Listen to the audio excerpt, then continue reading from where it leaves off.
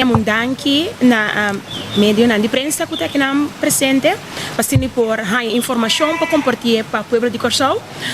Para 3 anos consecutivos, nós temos Unique Stars Production para encargar para ter a apresentação de traje de seu do povo de Corsol.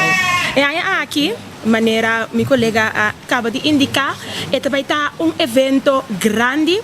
Aí passar nós a começar com a parte que nós três hopi as opicos inovativo. Então aí aqui, me quer o povo de Corsol, lo behanha algo nunca visto. Pois essa aqui também tem um lugar arriba Brion Plain. Caminha tanto gente de para arriba e para baixo também concentrar no centro da cidade, fora de 7 horas da noite, de 2 horas da noite. Caminha nang lo behanha mira de cerca. E evento, que a minha começa a explicar agora, é evento que vira evento para a história.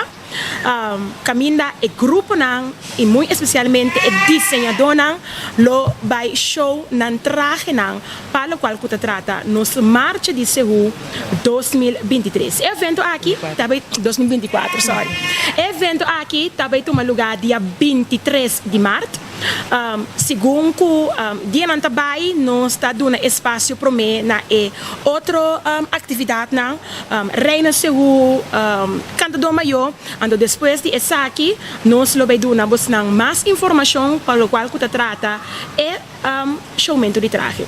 Ribe dia aqui também, nós também temos 3 baluartes, com 3 pessoas que adunam alma, coração na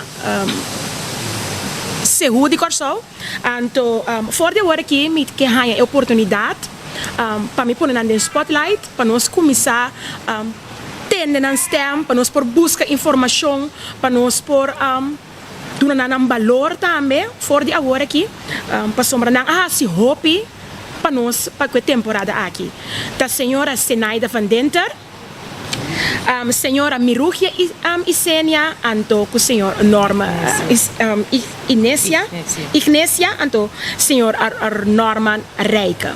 Esta aqui é 3 baluarte com Unique Stars Production, a escola para o dia aqui, que é 23 de março, nós vamos dar uma homenagem dia que nós temos a apresentação de traje de Seul.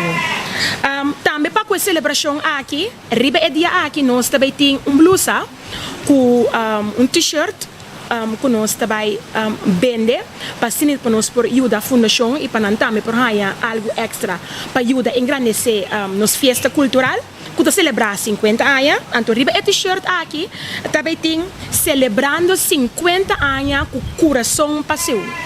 Então riba 23 de março, Torrente que tem presente para Brion Plain, para acudir cerca de nós, para ganhar a blusa aqui.